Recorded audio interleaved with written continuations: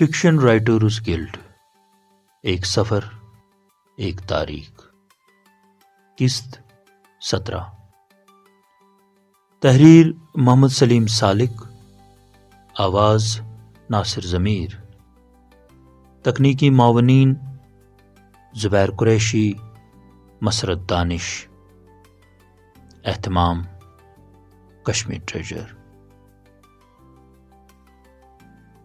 دوپہر کی تمازت اپنے عروج پر تھی کہ ڈاکٹر محمد افضل، جو کہ گلڈ کے ابتدائی خیر خواہوں میں شامل ہیں، پسینے سے شرابور چلے آ رہے تھے۔ جو ہی میں نے ڈاکٹر محمد افضل کو اپنے نزدیک آتے دیکھا تو میں سیکھ پا ہو گیا۔ میں نے 2 دن قبل ہی ڈاکٹر محمد افضل کو سویرے آنے کے لیے کہا تھا تاکہ بحیثیت میزبان وہ مہمانوں کا استقبال کرنے کے لیے موجود ہوں۔ بہرکیف ڈاکٹر صاحب کو اپنی غلطی کا احساس ہو گیا۔ ابھی میں ڈاکٹر افضل سے بات ہی کر رہا تھا کہ ڈاکٹر نیلوفر ناز نحوی صاحبہ گلڈ کی نشست کی زینت بڑھانے کے لیے ہوٹل شہنشاہ کی پارکنگ ایریا میں گاڑی پارک کرنے کی کوشش کر رہی تھیں۔ نحوی صاحبہ کو یہ اعزاز حاصل ہے کہ وہ پہلی خاتون افسانہ نگار ہیں جنہوں نے گلڈ کی افتتاحی نشست سے لے کر 188ویں نشست تک اکثر و بیشتر اپنی حاضری کو یقینی بنایا۔ اپنی سلیقہ شاعری اور مستقل مزاجی سے ادبی حلقوں میں ایک نام کمایا ہے۔ ڈاکٹر صاحبہ اردو اور کشمیری زبانوں میں افسانہ لکھتی ہیں۔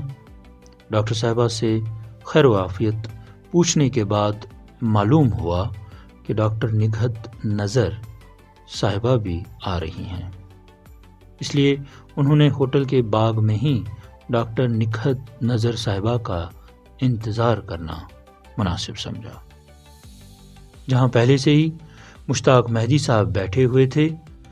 شاہد صاحب کے کہنے پر میں نے مشتاق احمد مشتاق کو پھر فون ملایا۔ اب ان کا فون بند آ رہا تھا۔ شاہد صاحب نے میری پریشانی بھانپتے ہوئے کہا، کوئی بات نہیں، ہم 2 ہی افسانے سنیں گے۔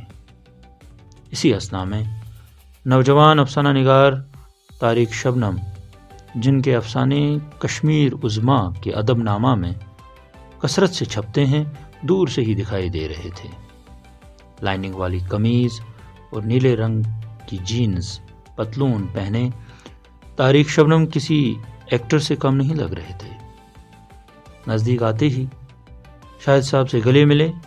میں نے استقبال کرتے ہوئے کہا کہ دوست، آج تم نے ثابت کر دیا کہ تم افسانہ کے تئیں کتنے مخلص ہو۔ ہوٹل کے ایک ویٹر فاروق احمد نے مجھے یہ اطلاع دی کہ کوئی گیٹ کے باہر آپ کے متعلق پوچھ رہا ہے۔ جب میں گیٹ پر پہنچا تو وہاں مدثر احمد کو اپنا منتظر پایا۔ مدثر احمد ان دنوں ہندی میں پی ایچ ڈی کر رہے تھے۔ بعد میں ان کو ڈاکٹریٹ کی ڈگری بھی مل گئی۔ مدثر مزاجاً شرمیلا اور کم گو ہے، اس لیے وہ ہوٹل کے اندر آنے سے ڈر رہا تھا۔ جو ہی مجھے دیکھا تو سر کر کے اس کے چہرے پر عجیب قسم کی طمانیت پھیل گئی۔